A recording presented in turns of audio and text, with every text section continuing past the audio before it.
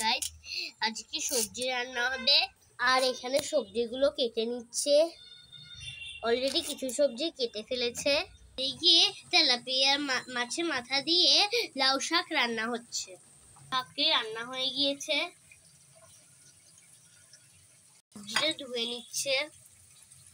তেলে এখন পেঁয়াজ দিচ্ছে, এখন দিচ্ছে হলুদ, রসুন বাটা, মরিচের গুঁড়ো দিবে না, কাঁচা মরিচ দিয়ে সবজি রান্না করবে।